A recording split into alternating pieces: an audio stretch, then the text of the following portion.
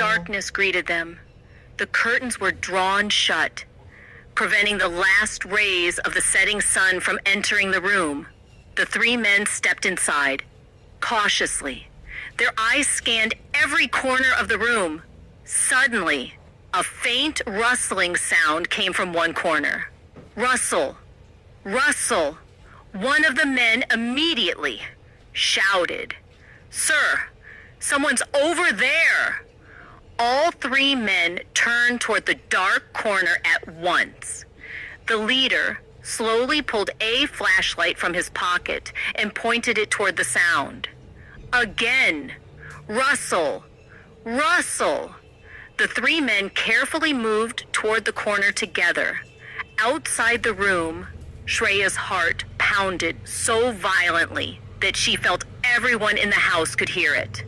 Grandma silently began praying to God.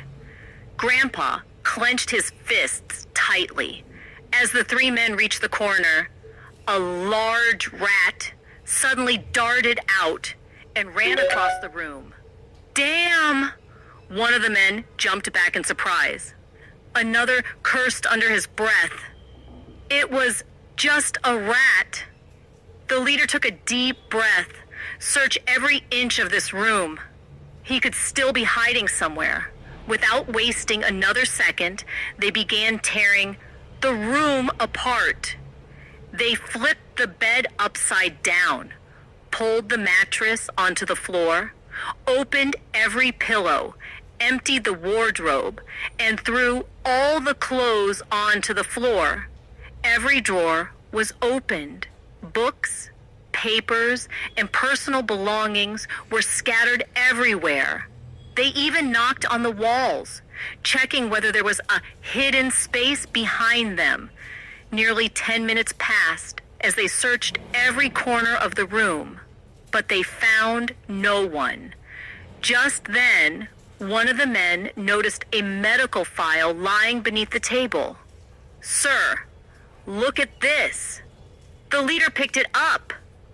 Inside were X-ray, reports, doctor's prescriptions, and several medical records along with different medicines. He slowly flipped through the pages. So many medicines, so many medical reports. Another man frowned. "It looks like someone in this house is seriously injured." The leader narrowed his eyes. Or perhaps. The man we're looking for was hiding here, holding the medical file in his hand. He walked back outside. Shreya, Grandma, and Grandpa were standing near the doorway. The leader held up the file. "Ma'am, whose medical reports are these?" The moment Shreya realized they hadn't found Abhi, an enormous weight lifted from her heart. She silently thanked God. She was about to answer when Grandpa stepped forward. Taking the file into his hands, he calmly said, "They're mine." The man looked at him suspiciously. "Yours?" Grandpa nodded confidently. "Yes. A few months ago, I fell while working in the fields and fractured my arm. These reports are from my treatment." Grandma immediately supported his story. "That's right. He had a plaster on his arm for several weeks. He's still taking medicine." The man carefully examined the reports. Everything seemed perfectly normal. Still, his suspicion hadn't completely disappeared. He slowly looked up. This time, his eyes settled directly on Shreya. "Ma'am, I have one last question." The entire house fell silent once again. Shreya looked straight into his eyes. "Go ahead." The man pulled Abhi's photograph out of his pocket, the same photograph he had shown her earlier at the shop. "When I showed you this man's photograph, why did you suddenly look frightened?" The question made both Grandma and Grandpa tense up. For a few moments, Shreya remained silent. She pretended to think carefully. before answering. Then a faint smile appeared on her face. So, that's what's been bothering you? The man remained silent. Shreya pointed at the photograph. Actually, when I first saw this picture, I thought he was my uncle. What? Yes. My uncle looks almost exactly like him. The face, the hairstyle, the eyes, they're incredibly similar. For a moment, I thought my family had finally found me. The man frowned. And then I looked at the photograph more carefully. Then I realized he wasn't my uncle. That's why I became calm. She looked directly into his eyes without the slightest fear. If you don't believe me, you can ask anyone in this neighborhood. I came here 2 years ago after leaving my family. I've been living here ever since. I don't have any relatives here. Not my uncle. Not anyone. For several long moments, the man stared at her face, trying to detect even the smallest sign of a lie. But Shreya's expression remained calm and confident.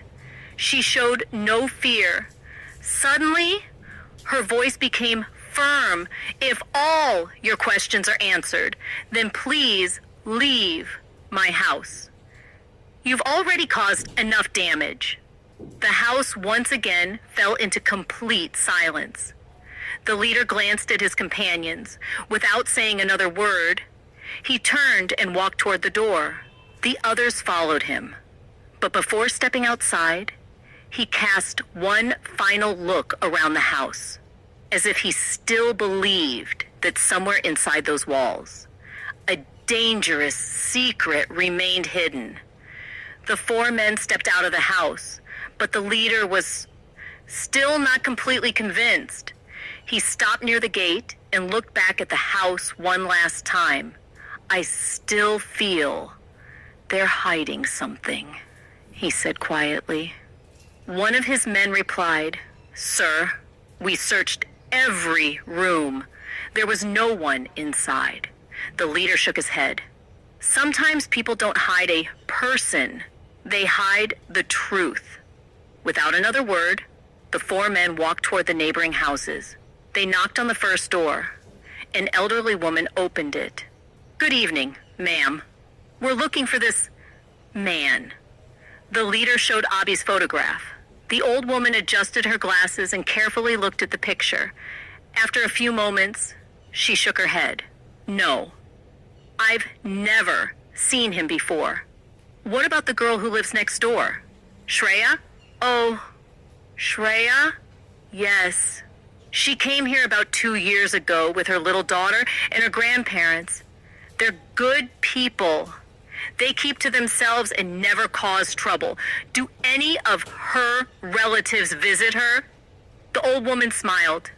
I've never seen anyone from her family. The men thanked her and left. They visited another house. The answer was exactly the same.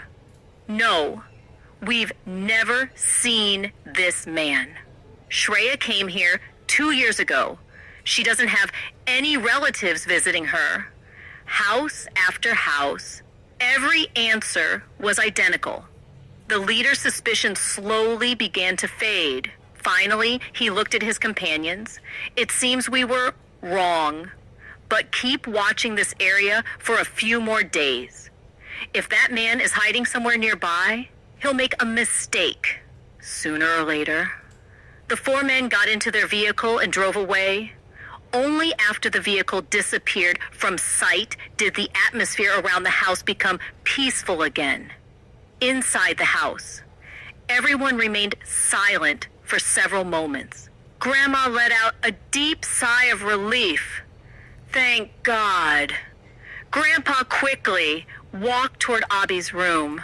The room was a complete mess. Clothes were scattered everywhere. The mattress lay upside down on the floor. Cupboards stood wide open. Grandpa looked around anxiously. Abhi? No reply. He looked behind the cupboard. Nothing. He checked under the bed. Nothing. His heartbeat grew faster. Abhi. Where are you, son? Still, there was no answer. Grandma also entered the room. Her face turned pale. Where did he go? For a moment, everyone feared the worst. Had the intruders found him? Had he escaped? Or had something happened to him? Just then, a familiar voice came from behind them. What's going on here? Everyone turned around at once. Standing near the back entrance was Abhi. He was sitting in a wheelchair.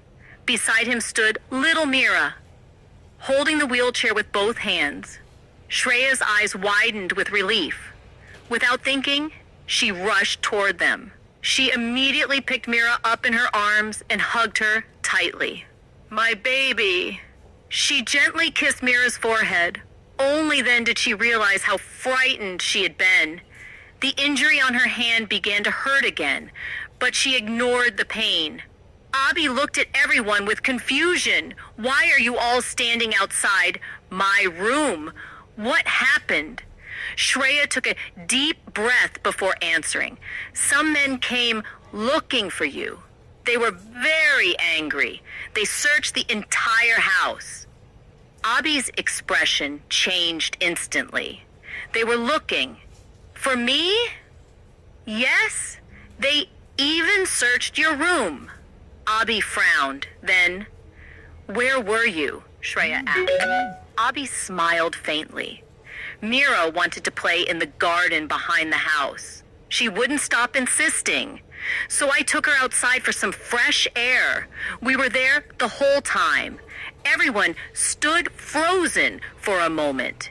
If Abhi had stayed in the room, he would almost certainly have been discovered. Grandma folded her hands and looked toward the sky. God truly protected us today. Grandpa nodded silently. Shreya also closed her eyes for a brief moment. For the first time that day, she felt she could finally breathe. Soon, everyone began cleaning the house. Grandma arranged the kitchen. Grandpa picked up the scattered furniture. Shreya, quietly, started cleaning Abhi's room. Abhi remained seated in his wheelchair, watching the destruction around him. His expression slowly became serious. The room had been completely torn apart. The cupboards were empty. The mattress had been thrown onto the floor. Nothing had been left untouched. He finally understood. They didn't come to search. They came to kill me. Abhi immediately reached for his mobile phone. He dialed Jack's number. The call connected within seconds. Hello? Jack? Hey, brother, how are you? I'm fine, but listen carefully. My enemies have already reached here. Jack's smile disappeared. What happened? They searched the entire house. They're getting closer. I need you to arrange everything immediately. And this time, bring bodyguards with you. Jack answered, without hesitation. Don't worry. I'll leave as soon as possible. I won't let anything happen to you. After ending the call, Abhi looked around the damaged room once again.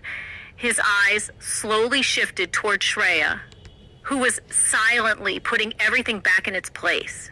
Without saying a word, he realized something important. She had risked everything to protect him. And somewhere deep inside his heart, his feelings for her grew even stronger. May.